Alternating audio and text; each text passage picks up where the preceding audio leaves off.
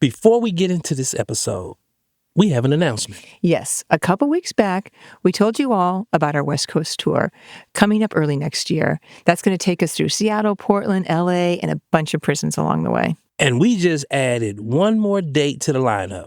And it's a big one. Yes, it is. San Francisco, our hometown. We're going to be at the beautiful, historic ACT Tony Remby Theater in downtown San Francisco. Get yourself to earhustlesq.com/tour for dates and details for all of our shows. And get yourself some tickets before they sell out. You know, Portland's almost sold out. Pretty much. Yeah. My name is Annais Penson. I'm here to give a voice to the voiceless. I am standing on Rikers Island in front of the Robert and Davern Center, right across the street from LaGuardia Airport in Queens, New York. The following episode of Ear Hustle contains language and content that may not be appropriate for all listeners. Discretion is advised.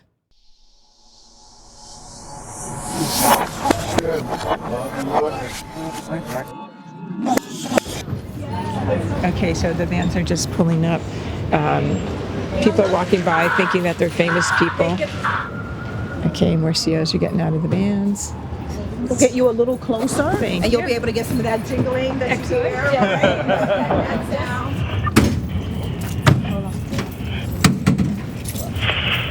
5 to 9. Identify yourself or stay off the radio.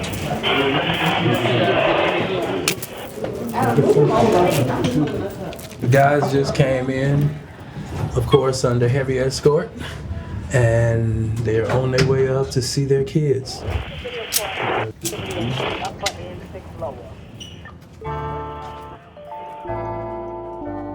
What were we up to on this day? Well, Earlonne, we were at the Children's Museum of Manhattan, finally getting to spend time at a program that we had been hearing about for a very long time.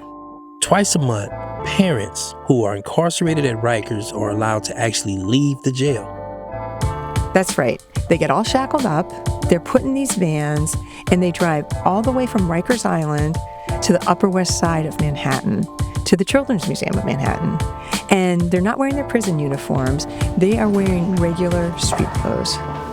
So they arrive, they go upstairs, they get their shackles taken off, which takes a while because, you know, these are full chains that go around their waist. You know, they got some on their ankles as well. It's so incongruous to see all of this happening in this pastel room full of kitty toys. The museum is closed that day, and they get to spend the afternoon with their family in a place that looks nothing like a prison visiting room. We first heard about this program over a year ago, and we just couldn't believe it. Actually leaving jail to go do something with your family? That's unheard of. I think it's one of a kind. Totally. I'm Earlonne Woods. I'm Nigel Poor, and this is the final episode of The Loop. Make your partner look good. Not that hard for you. From Ear Hustle and PRX's Radiotopia.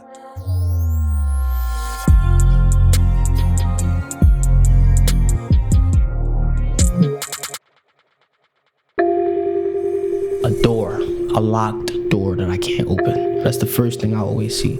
I call it baby jail. I'm like, this is baby jail. Gentlemen. I can't say that my plan is just to keep robbing, but it's like, that's all I know. I'm a product of my environment. You know, we're on a constant loop. This loop never ends. I don't think it is going to end.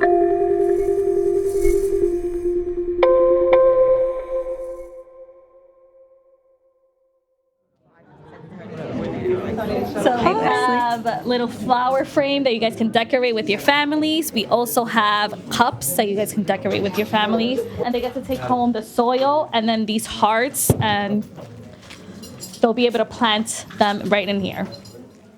The museum staff was setting up these very elaborate arts and crafts activities and showing the ropes to about 6 dads who had just arrived from Rikers Island. And 306 staff and security officers. It definitely felt that way because these dads were outnumbered. There were all these burly correctional officers and museum staff and people from the Department of Corrections. It is a lot of people who make this happen, and they all want to be there to witness it. And it's great, but it is also a little bit awkward.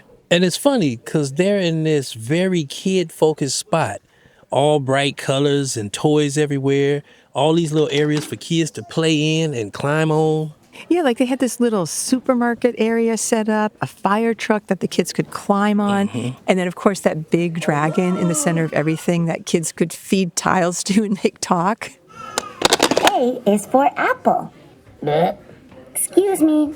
And everything is proportioned for children. The chairs, the tables, the crawling spaces. So, Orlando, even though this was going to be like a joyous day, I did notice when the guys got in there, they all looked pretty uncomfortable. Like they weren't quite sure what to expect, you know? So I think there was a lot of anticipation that was making people nervous. They knew they was finna see them kids. Here's Leslie Bushara welcoming everyone. She's the Chief Program Officer at the Children's Museum of Manhattan. You can go anywhere you want on this floor. There's food around the corner. You can grab a snack. You can run around. You can sit. You can chat. You can read. Or you can do the art. Whatever you want to do is fine today. And we're just really glad that you're here.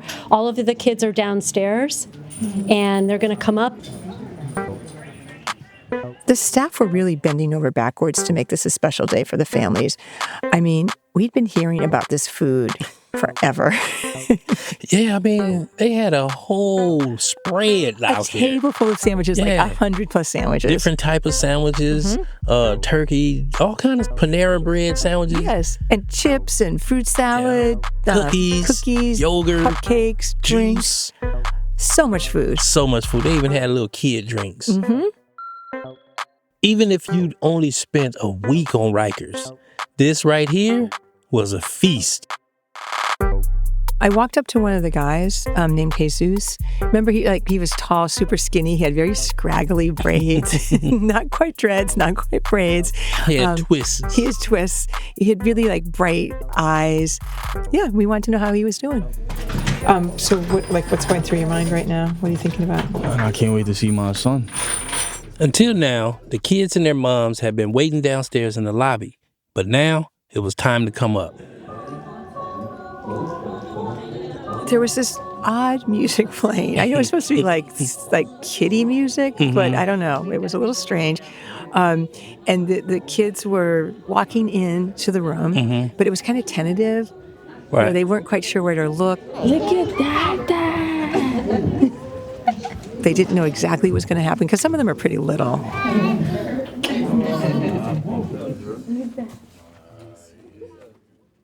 Can you tell us first, identify who you are and how much time are you facing? My name is Jesus Santiago. I just took 3 years. Rikers is a jail, meaning people are housed here while they're going through their court proceedings. Jesus just got sentenced to 3 years in prison. Pretty soon, he'll leave Rikers and head to prison upstate to do his time. His son was born just a few months before he was arrested. I left him probably when he was like 4 months. Oh, so you was there when he was born? Yeah, I was there when he was born. Were you excited when you found out you were going to be a father? Honestly, not really. You know, I'm young. I just turned 22, and I wasn't really ready to have a kid. I told my lady this, but she wanted to keep it. Now I don't regret it for anything in the world, you know, I love him. When did it change? Honestly, after he was born. She said she was dilated or something, that her water had broke, and I didn't believe her until we got to the hospital, and then they were like, oh, she's certain centimeters open and that she was ready. And I was like, wow, today's the day. I didn't really understand how real it was until he was born. Yeah. Yeah. You was in the room? Yeah, I was in the room. I have a whole video. They was telling me, yo, stop recording. And I was like, no. Yeah. Like we said, there were 6 guys, and each of them had like 1 or 2 kids visiting them and a mom or a caregiver. And some of the kids were a little older, Orlando, I think like maybe 6 or 7, and there were a few toddlers. But very quickly, everyone just separated into their family units. Didn't see the guys interact with each other at all. No. And some of the kids were really into the crafts. Others were crawling on their parents and just like being chased around the museum. And it was cool watching Jesus and his girlfriend, Ashley, you know, kind of get their parenting on. Yeah. You should try to feed him because you know how he gets. I'll feed him. Oh, God. He's heavy. He's getting heavy now. I mean, your face is changing as soon as you start talking about him. You Yeah. look so happy. Like, what was the moment for you when you realized that you loved him in this way? As soon as I held him, I cut the umbilical cord. He was crying and stuff, and then when I held him, it was like it seemed like his crying was stopping a little bit.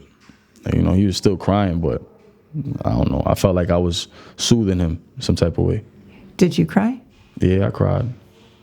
Yeah, you say he happy. I think he ready to cry now. Yeah. Are you getting little tears? Nah, yeah. Sometimes when I think about him, but No, that's what's up. And had you ever had a feeling like that before? no, that's how I know I really love him, you know? Erlan, it was a little awkward being there with our microphones. Like, we wanted to interview people and we're sort of milling around. Mm-hmm. But I know neither of us wanted to interrupt the families because really they only get a few hours together. Visiting with your family, you really want to just talk to your family and nobody else. So, you know, us watching them make these crafts and watching people chow down on their sandwiches, it's like, how do you jump in? Exactly. But it's our job. Yeah. Hungry? You got his food and stuff? Jesus was like laser focused on his family. Erlan, he didn't even eat, and food seemed to be the second biggest attraction of the day. Right. Instead, he and Ashley were just like this island unto themselves with their kid. But, you know, everyone loves to talk about their kids. Well, what's your son's name? So he's the third, Jesus Santiago. I'm a junior, and he's the third. When you think about him, what sorts of images or thoughts run through your mind? He's just real funny. He's a big kid, too. He got big hands. He was born 9 pounds, 8 ounces, and I believe like 19 inches tall. 19 inches tall. That's almost 2 tall feet. Kid. Yeah, he's a tall kid, like real big. My girl is pretty big, though. Yeah, She's okay. like my height. I'm 6'1". She's like 5'11", 5'10". He's crazy. Oh my God. Hey, JJ. So what sorts of things do you see when you close your eyes and think about your son? Just happy. Every time I think about him, it gives me a little glimpse of happiness. Yeah. Do you remember how he smelled and how he Yeah, felt? it smells like it has a different scent. Just like all babies have their own personal smell, and he's a funky baby. It's a good funky smell. I don't know. I like it. It smells like sweat. How did you meet your lady? Well, I met her sister first at a party, and then afterwards I called the sister's phone, and my lady now is the one that answered, and I just started talking to her on the phone that day, and then just never stopped talking to her. I think we were on the phone for like 7-8 hours. How old were y'all? I was probably like 13. Yeah, I guess you could say it's my first real relationship, and it's been lasting this long.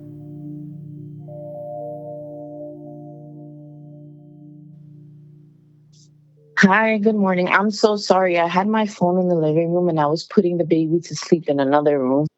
This is Ashley. Jesus calls her his lady. We spoke to her on the phone the day before the museum visit. I'm 24 years old. I'm currently a nursing student. I'm a full-time mom, and I'm also a full-time college student. And I also just got a job working full-time at a hospital as an emergency department registering clerk.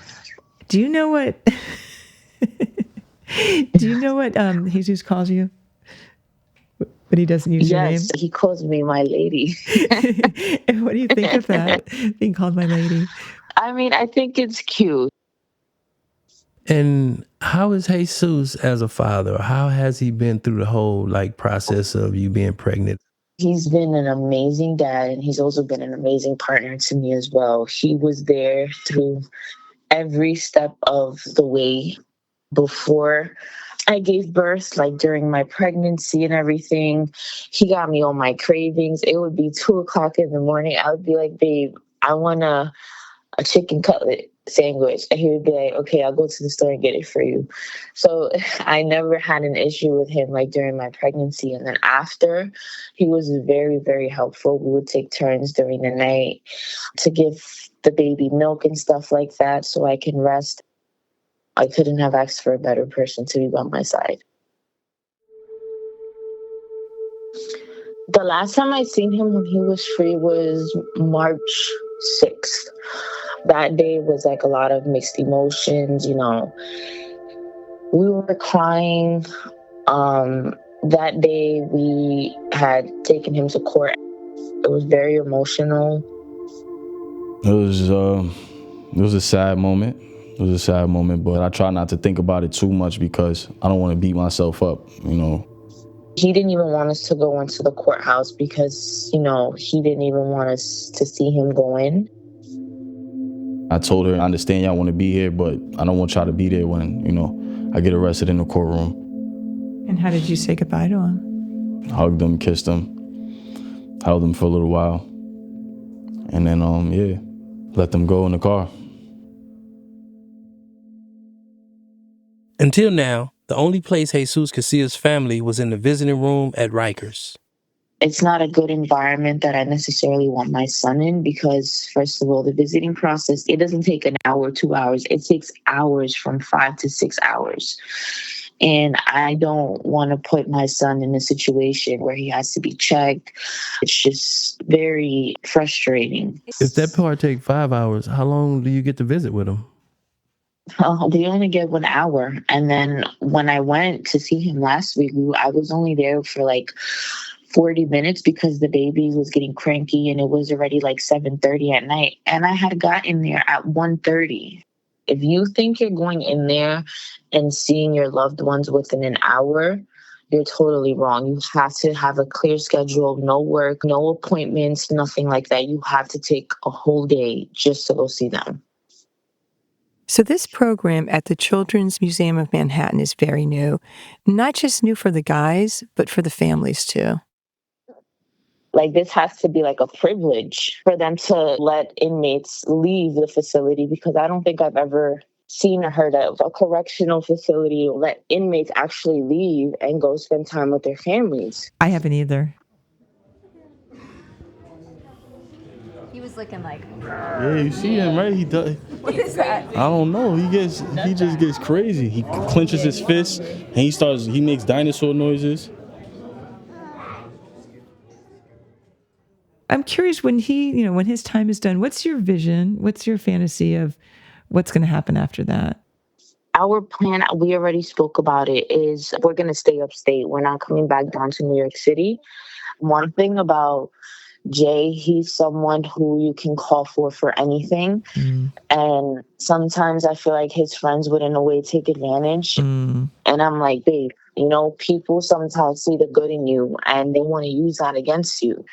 I feel like he just needs to be far away from, certain people that don't align with his future. I was like, now it's not about you anymore. Now it's about your son. Your son is going to be 2.5 to 3 years old when you come home. He's going to watch everything you do. If you do something, he's going to want to do it because he's going to want to be like daddy. So you're going to have to take into consideration changing your life around. You don't want your son to go down the same path as you, Yeah. How long did you say you're looking at? 3 years. 3 years. It's 30 months. And possibly if I get upstate, I'll be able to do college or something to reduce 6 months from my sentence, and I'll be doing 2 years flat. Do you think in the future, when he's older, I'm probably not going to tell him. No. I'm not going to tell him. Not going to tell. Yeah. I wouldn't even want him to have that thought on his mind. Oh, my father, no. Yeah, I would just rather him not know. Yeah. So just live a different kind of life. Yeah. So what do you imagine, like 10 years from now? What's your life like? Honestly, my lady just moved to upstate New York. And that's like 3-4 hours away. And he's going to live a different life, I'm going to make sure of it. I'm going to live a different life. I'm going to get out of the city, turn my life around. What are you going to do you think?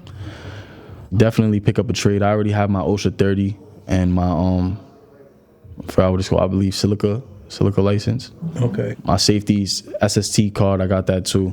I have everything already waiting for me. Just need to pick up a trade. So your plan is you'll go there? Yeah, I'll go there. Live in the suburbs? Yeah. All right, kiss the baby, goodbye. Say bye, Dada. Over here, All right, where the bye, tables boy. are. Love Where y'all were eating at? Over there. Shit, I want to live in the suburbs too. Oh boy, okay. When we come back, we're going to meet another set of parents, Liz and Isaiah.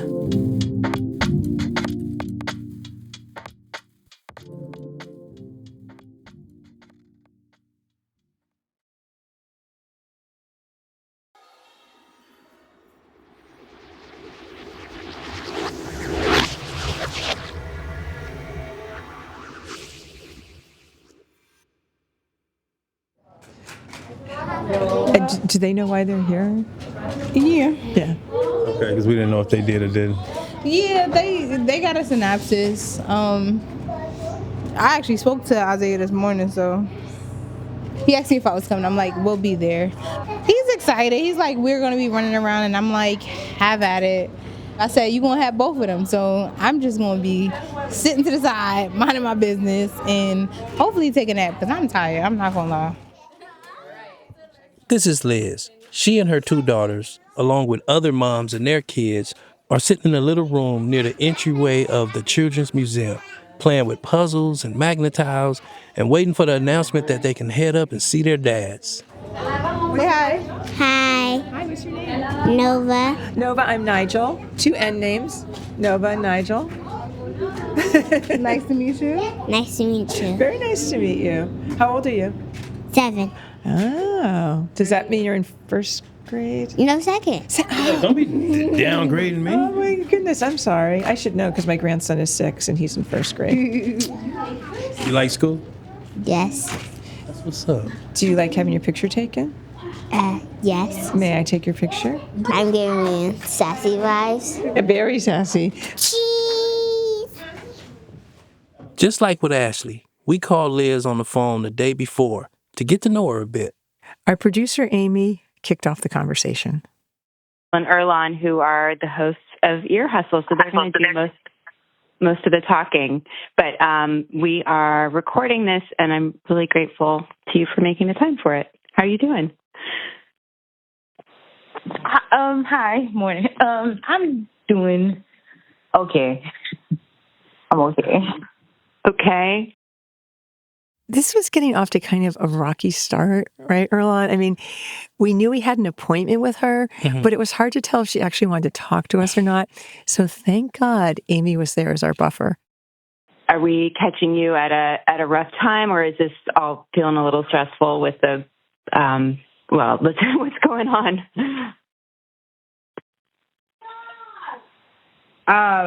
No, it's fine. I just was classes is starting, so I was looking at stuff in regards to that. Can you identify who you are? Okay. My name is Elizabeth McFall. I am the mother of Isaiah Garcia's child, Nigel McFall. I'm 24 years old. I am a current graduate student at NYU. I am a therapist in training. I am also on the National Foster Youth Institution Board. I'm a big advocate for change when it comes to mainly the youth that are in the foster care system or are juvenile justice involved. Liz is a seriously busy woman. Yeah. On top of all that stuff she mentioned, she's a single mom to 2 daughters. One who's 7 years old, Nova, who we just heard above, and also Nija, Liz's 3-year-old. I don't want to be a statistic. Yeah. Like, I got pregnant at 16 in my junior year of high school, and everybody acted like it was the end of the world. I wouldn't be able to finish high school, or for some reason that once you get pregnant, you were going to keep having babies after that. And it was like, that's not true. Let me prove you different. And then after that, it was, okay, well, yeah, you managed to graduate, but you won't be able to do nothing. You have to work a job that you don't want to work. I've never worked at nothing against nobody else, but I've never worked a fast food job a day in my life. I went to college straight out of high school, and in me to beat the statistic. Like, even with my dad's been in jail most of my life, and he always told me I didn't owe him nothing but a high school diploma. And I said, I can do you 10 times better than that. I'll give you a degree. My mindset has kind of been to not only beat the statistics, but to show people, like, pregnancy or circumstances does not stop life. Like, you have to make the best of your environment. Like, I am a product of my environment, but I'm not the negative product or aspect of my environment. The father of Liz's younger daughter, Nija, is this dude who's incarcerated on Rikers Island. My name is Isaiah Garcia. I'm 24. And how old were you when you became a father? I was 22 when I became a father. When you heard the word father or dad, what sorts of images did you have about that? My father wasn't never in my life, you know what I'm saying? He's from Trinidad, so he never came to this country. So I'm the oldest of 6, so, you know what I'm saying? I was like the sort of father figure in my home, so I don't know what a father looked like. So when you were growing up, what did you think a dad should be or could be? You know, you watch a lot of TV shows and movies, so white picket fence, you know, like dad go to work, come home, take the kids places. So I always thought like that was like a dad, you know what I'm saying? Just being there for the kids, being active in their lives. Did you want to have that? For sure, yeah. And what did you have instead? I don't know. When you don't have a father, I guess I didn't know what I was missing because I didn't have it. Yeah. All of them? Yeah. You can help me? Help me. You look good. You're nice. It's for noodles. Even though only Nija is Isaiah's biological daughter, he was really acting as a dad for both of them on this day. He was very attentive, you know, playing with blocks and climbing on the structures with them and getting them snacks. What do you want? This is a brownie. Brownie. It's chocolate brownie. A chocolate brownie? You know it already? Open it for you. That's a big one. You got a big piece? Yummy. Chocolate. Me and Isaiah met in very transitional periods of our lives. Periods where we were very angry and hurt and like looking for love wherever we could get it, you know, and just being very bad at the world, essentially, or in survival mode. Isaiah was a punk. He was a street ninja, okay? He was active in the gang life, doing whatever he could, you know, but at the same time also providing for his siblings. I think the best word to describe Isaiah is changed. He's no longer the Isaiah I met originally, nor am I the same Elizabeth he's met. Like, we've grown in a lot of aspects. So do you think that you've changed at the same rate? Like you're equally in different places now?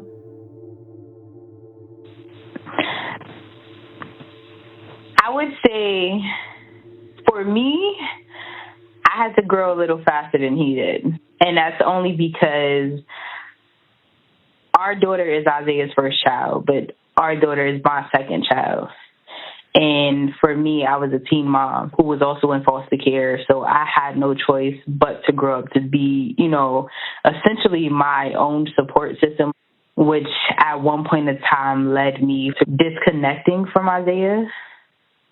And we would just have this, like, on and off again type of relationship that was essentially, I'm not going to lie, originally it was just very toxic. Liz has worked so hard to get where she is right now, and it seemed to me that she and Isaiah are really in different stages of their lives. Right. I knew the potential that Isaiah had, which led me to falling in love with Isaiah's potential. He didn't necessarily treat me as I should have been treated, the best, but I always knew he had the potential to be better. This is not Isaiah's first time at Rikers. He's been in and out of jail a few times. He was incarcerated when his daughter was born, so he didn't actually meet her until he got out. Liz had agreed to bring Nija to a playground to meet her dad for the first time. We went to like a little playhouse thing, and I was playing with her and stuff like that. We was bonding. And then my child's mother said, you know, I'm going to get ice cream real quick. And then she just like FaceTimed me, and she was in the Uber, like she was in the car. I'm like, where you at? She's like, listen, this is your time. She like broke it down. I'm like, this is your time to be a father. Like, you got it. She just left my daughter with me and said, like, this is your chance. You know, you have to do it sooner or later, so just do it now. Their connection, like, was kind of automatic. Like, you would have thought he'd been there since day one. Like, this girl just knew who he was. He had made a comment along the lines of, like, oh, I wish I could just take her home. And at that point, I'm not gonna lie, I was overstimulated, working, and I'm like, you know what? Throw caution to the wind. Why not try it? You're here. She's happy. She's comfortable. And essentially, like, I trust Isaiah. I know she would be safe with him. So I called my Uber, and me and my 7-year-old was running off, and we got in the Uber. Honestly, what was your reaction? I was so shocked. I didn't know what to say. I had a baby. She was crying. She wanted her mom. I just was standing there, and she was 2 at the time. So I was just, yeah. Were you scared? I was definitely scared. It was crazy. And did the daughter even know you? No, that was my first time meeting her. Like, I used to speak to her over the phone, but at first she didn't want to speak to me because, you know, our kids, she threw a tantrum. She didn't want to speak. Then she finally let me, like, pick her up. And then I was like, you know what, I'm going to take the train. Because she liked trains. She like, I'm train, you know, I want to take a train. And then we was on the train. She fell asleep, and I had to carry her to my house. The funniest part, though, is when she woke up, she was shocked because she didn't know where she was. How long did you spend with her? Probably, it was a day, because her mother lives in Philadelphia. So she just left. What? This is getting crazier. Yeah, she brought her to New York and went back to Philadelphia? Yeah. It's a leap of faith. What he didn't know was I was watching them. Because first off, no Uber comes fast enough in New York at all. So I was watching them from far. And Nigel was fine. She was fine for a little bit. And then she did start crying. He was looking around. He called me. He's like, Liz, where are you at? But I did say, you got it. You got this. Mind you, we're ducked behind cars that were there. And I'm watching. And I'm like, he's got it. Then she finally calmed down. I'm like, look, you got this. See? You got it. I watched them for like a good 10 minutes because that's legit how long it took for the Uber to come. And did you have anyone helping you? No, I was by myself. Yeah. Did she like want to hold your hand or sit on your lap? No, not at first. And do you think she did this out of, well, what was her motivation to do this? I was in jail for 2.5 years, and she was being a mother by herself, so I guess that was it. I know, was there a little anger in her? Probably. When we was messing with each other, like me and her wasn't on like the best of terms, you know what I mean? So it was always like tricky, that relationship. We had a lot of turmoil going on between me and Isaiah, and then, you know, my dad was locked up for 17 years. I always want my daughters to have their fathers. So I decided to extend the last olive branch.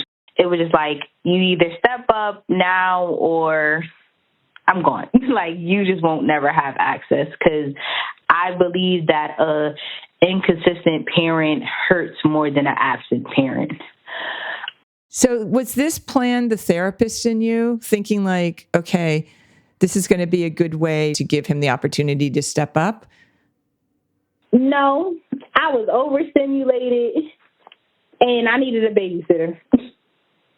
I love your honesty. That was really what it is. I had to be to work at 6 a.m. That meant I had to get up at 4, leave out my house by 4 or something in order to be to work on time in Manhattan. I got to take a babysitter wherever it comes. And who the best trust than the father of your child?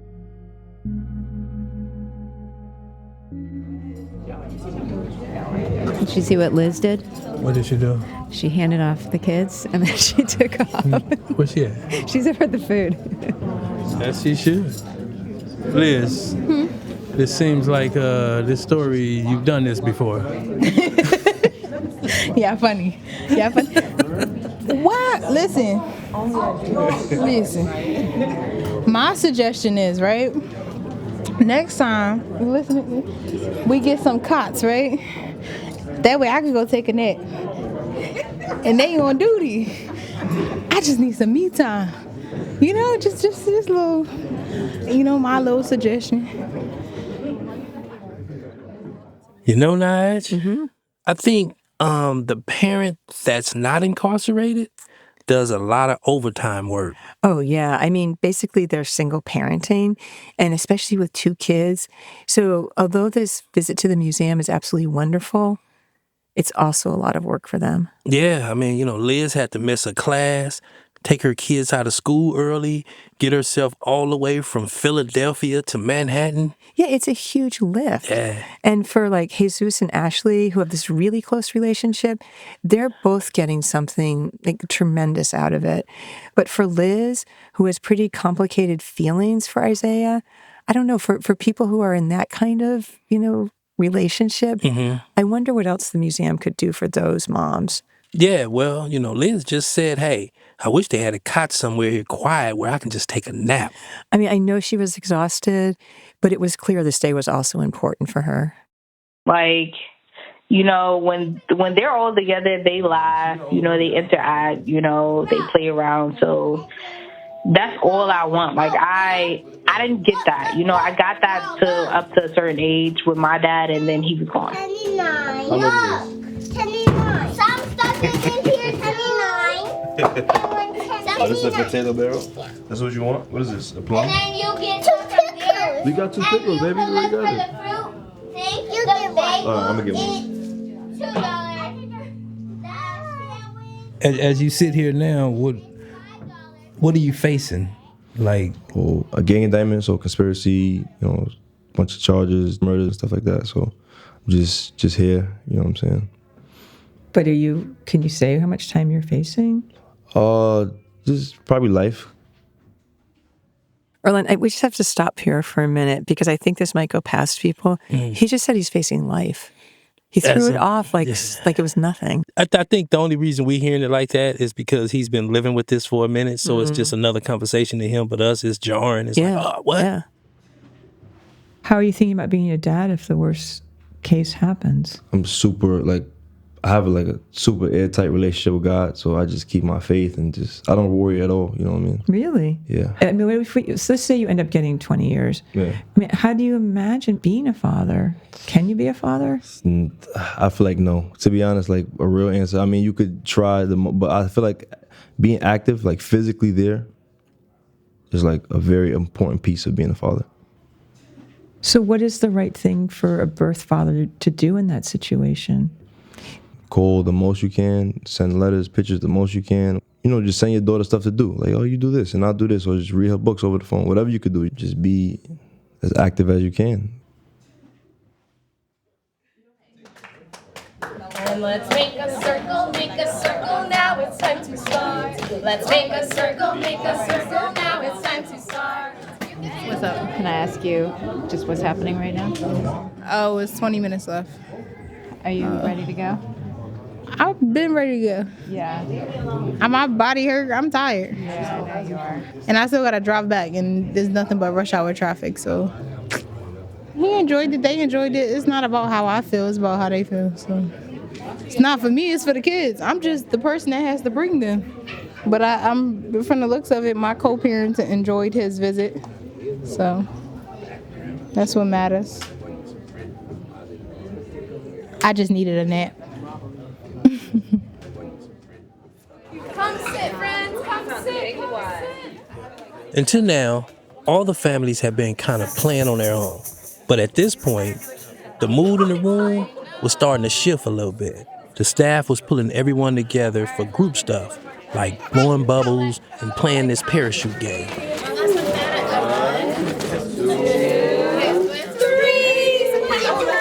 I've got bubbles. Old MacDonald had a farm. E-I-E-I-O.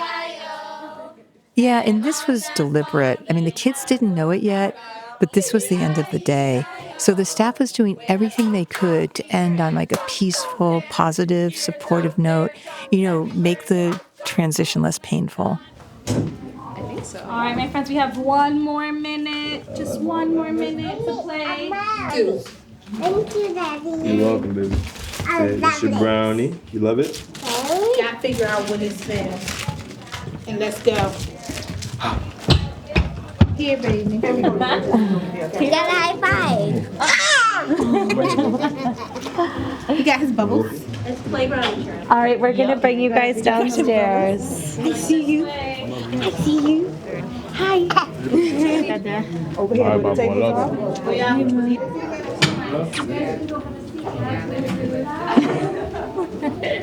right, babe. I love you. We're gonna have a seat. I'll talk to y'all about this. Say bye, Dada. Over here with the tablecloth. For babies like Jesus and Ashley's, you know, they don't really know what's going on. Exactly. But for Isaiah's daughters, it was really tough. And I remember watching from across the room, and Erlon, that was intentional because it was too hard. I did not want to be in their personal space when that's happening. And it was like those kids with their little arms stretched out being like, Daddy, Daddy, don't leave me. It's like, it was crushing.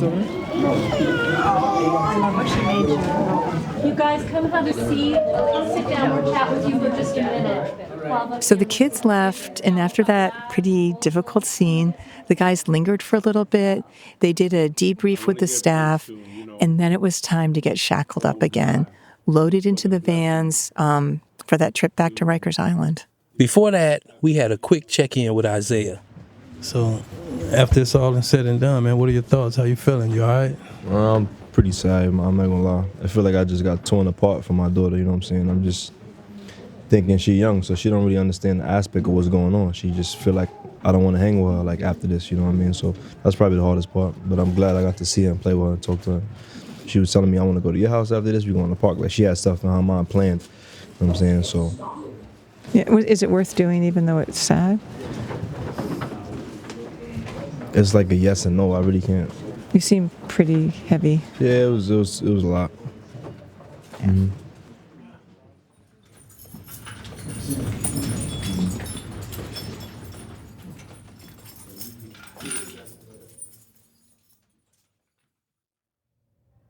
"24 hours later, man, how you feeling?" Feel good. One of the images that stick with me from this day is that moment when the guys were first getting out of the van from Rikers, all shackled up, because, they were touching their feet down on a regular sidewalk. Yeah. And that's a crazy feeling. Totally. So the next day we went back to Rikers and saw Jesus, and we asked him what that felt like. What was it like walking in all shackled up? It wasn't too much of a pleasant feeling, but I know it's precaution, What do you think people, like, if someone's walking by, what do you think they're imagining when they see you?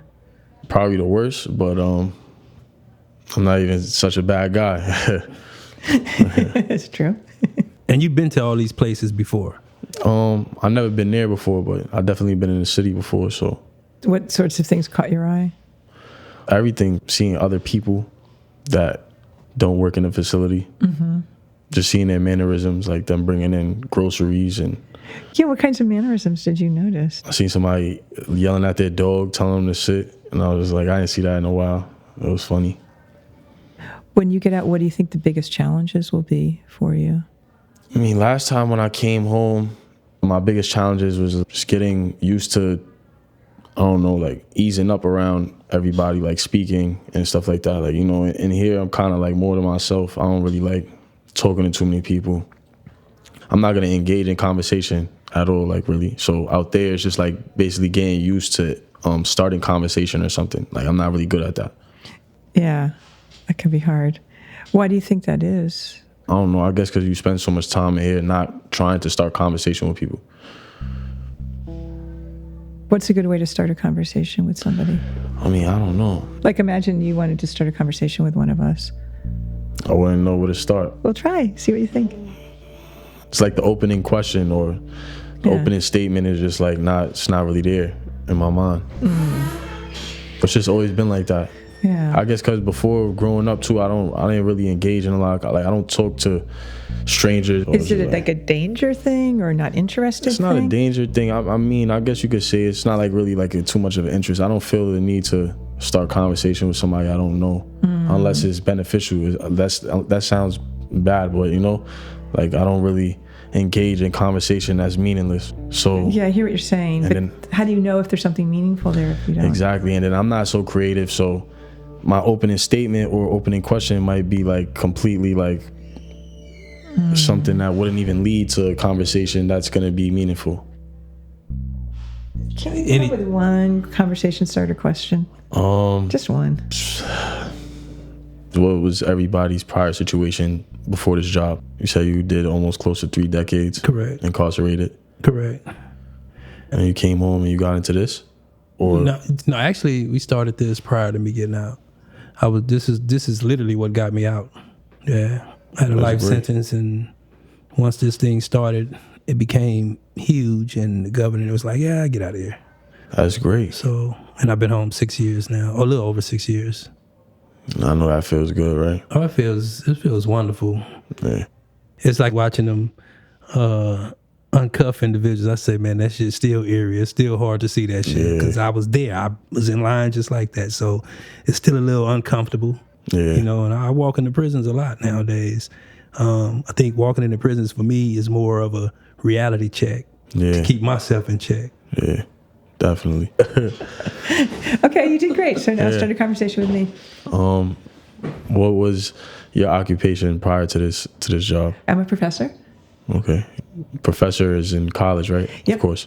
Yeah. So what classes were you teaching in college? So I'm also a visual artist, and so I was teaching photography, how to use cameras, how to think about making pictures, and also about the history of photography. But the thing I'm really interested in is teaching people about how photography is a tool for understanding yourself and the world around you, and how to kind of investigate your own curiosity and learn more about yourself. So when you were telling me about the people that you saw on the street and the little details that you noticed, I was thinking, oh, those would make interesting photographs, things that caught your eye. So I thought, well, he's actually more interested in details and he has more curiosity than he's letting on. So that's what all those things said to me about you. What about Amy? What did you do prior to this job? I worked on a different podcast about venture capital. Do you know what that is? Venture capital, no. It's like when people invest in businesses so that they'll like make a bunch of money, and they're trying to pick the businesses that they think will do well. Oh, that's cool. Yeah. All right. Well, I'll see you guys again. It'd be nice, but definitely when you step out the penitentiary, look us up.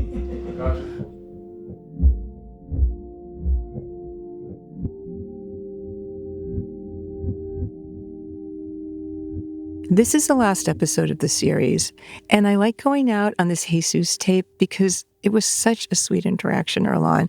I don't think we've ever had an interview, I don't know, like take a turn like this before. Talking about how to start a conversation? Yeah, it was so sweet. I felt like he was really opening up. You know, Nigel, that's what we do. We peel people open, you know, expose their feelings. I don't know, there was part of that interaction early on with him that made me feel sad, because part of what we do is we go in and we have these, in some ways, intimate engagements with people, and then we leave, and that became more apparent to me in this particular series, because when we're at San Quentin or even at the women's prison, we go back there all the time, Right. and so we always are running into people. Right. But in this situation, we were traveling across the country. It's a series, Nigel. We were gonna leave. It's a series. We were gonna leave. I think they know that though, Nige, you know, that this might be it, but you know, that's the game. Do you really think they know that? I mean, we didn't know him prior to walking in there. No, it's true, but there was something with Jesus that was a little, heartbreaking's a little too strong, but that really, I guess, pulled at my heart. Right. You know, when he asked if he was going to see us again, at that moment, I really felt a stab. You know, because I want to, and I think about it, and I wonder about how to make it happen. Right. I'd love to know if Jesus is continuing his curiosity about how to start conversations. I wonder if that's changed anything in him.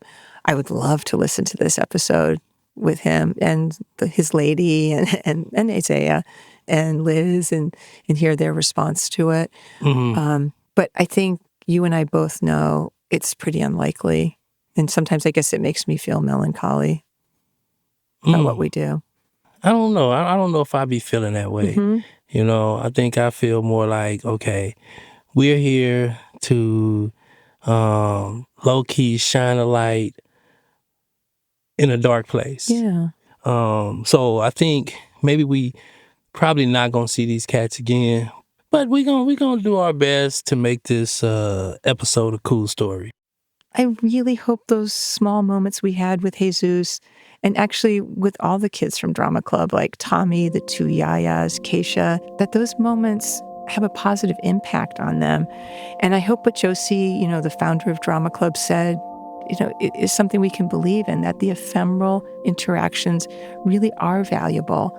But what if it's not true, Erlon? What if it's something we just really want to believe?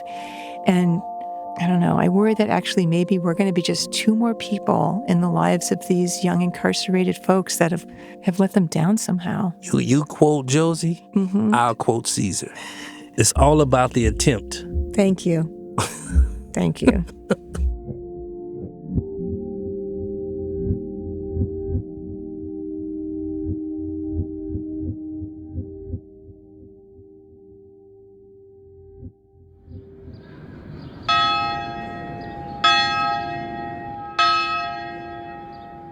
One last thing before we go. Our final count time of the season from San Quentin. This is a really neat annual tradition. People from the outside come in, and they and a bunch of incarcerated guys go caroling from building to building. Good evening, everyone, and God bless you, and welcome again to our annual Christmas caroling event. Paula Bates has been coming to San Quentin for over 20 years now to do Christmas carols. All right, let's go through our first song. Paula was standing on the stage leading everyone, having them practice and warm up. Here we go, ready? 1, 2. 1, 2, 3, say, go tell it. She started with Go Tell It on the Mountain. And it was a little rough.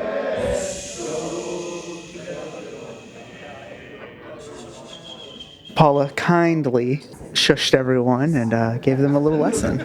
Okay, let's try. Go. Everybody do that. Go. Okay, I need you to come on down. Just go. Go. That sounds wonderful. If you stay right there, we will be batting 1,000. Okay? Ready? 1, 2, 3, and go tell it all. So after 30 minutes, we walk outside of the chapel and we're like, we're finally doing this. We're going. We're caroling. So we start walking outside. There's about 40 of us, 15 outside people, the rest incarcerated. And they say we're going to go to the AC, the adjustment center, which is now called the restrictive housing unit. I mean, if they're going to go to the AC, that's really cool. I've never been in there. Paula's walking backwards, leading everyone. We walk up to the AC, and they're not going to let us in. So we just sang right there outside. We sing it every year. Joy to the world. Joy to the world. Joy to the world. The Lord is come. Let earth receive the King. Let every heart prepare. The singing's so bad that we about to go to the hole. They should put the yard down. We all get 115s. Everybody getting a write-up. It's bad. All right. We wish you a Merry Christmas. We wish you a Merry Christmas. We wish you a Merry Christmas. So after the alarm, we got back up, sang We Wish You a Merry Christmas, and walked ourselves over to North Bullock. So the plan for the evening was that we were going to stop at each housing unit and do some caroling. When we get into a housing unit, we walk to about the middle of the building. We just start singing.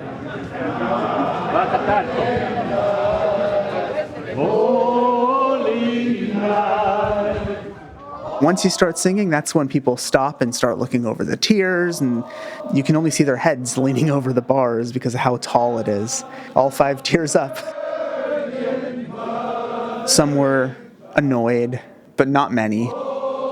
Some of the officers stand up like, what's happening? We would sing about 3 songs on one side of the long, narrow warehouse, and then walk to the other side of the building and do the same over there, and then we would leave. Yeah, as we're sing as we leave. Feliz Navidad, 1, 2, 3. Feliz Navidad. I've been at San Quentin going on 6 years. This is my 5th time hearing this. And before I was kind of annoyed. And I was like, why do these people come in here to do this? My experience this year was different. It was really nice. It was wholesome. It was joyful. I couldn't stop smiling.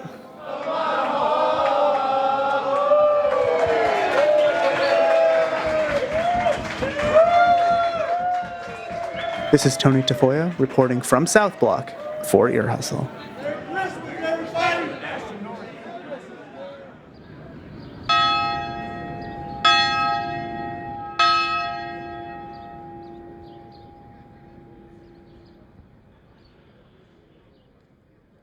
Being that it took us a long time, many years, to pull this episode together, there are a lot of people that we have to thank. Oh, there sure are. Okay, starting with our friends from the Children's Museum of Manhattan, Dava Schub and Leslie Bushara, and all the staff that made this visiting program possible. So we met Leslie and Dava and some other people at that Aspen Ideas Festival a couple of years ago, and that's where the conversation started. So you know what, Erlon, a good reason to travel and meet people. Yes, and getting permission to take a bunch of microphones into Rikers isn't easy. No, it's not. So we got a gang of people to thank at the New York State Department of Corrections, but we won't be saying their titles because it's just too many. We'll put that on the website. Okay, so big thanks to Patrick Gallahue, Annais Morales, Latima Johnson, and Ann Penson. And Annie, keep running those marathons. I love seeing the pictures of your running outfits. So yeah, she's so inspired me. Totally. And also Douglas Shore. Hope that flat tire isn't acting up again. Hope you got a new one by now. I'm never going to forget that. Jessica Medard and Betty Melecio. The first 5 episodes of this series featured many helpful folks at Crossroads Juvenile Center in Brooklyn. Big thanks to all of you, and also, of course, our friends at Drama Club. One more name to get in there, Nige. Mm-hmm. Yes. The homegirl Cat Gunn. Yes. Thank you, Cat. Whew. This series took a whole village. Actually, an entire city. You're right. There's so many people that we're thankful for making this happen. Mm-hmm. Amazing. As always, thank you to the administrations at San Quentin Rehabilitation Center, the California Institution for Women, and the Central California Women's Facility for their ongoing support of our work. And OPEC. Ooh, OPEC. Thank you, OPEC. Thank you, Erlon. Music for this episode is by Darrell Sadiq Davis, David Jossie, Antoine Williams, Bruce Wallace, and Moi. For full credits and more information about this episode, check out our show notes on Ear Hustle's website, earhustlesq.com. Ear Hustle receives support from the Just Trust, building a smaller, more humane engine of justice and safety across the country. Ear Hustle is a proud member of Radiotopia from PRX, a network of independent, creator-owned, listener-supported podcasts. Discover audio with vision at radiotopia.fm. I'm Nigel Poor. I'm Erlon Woods. Thanks for listening.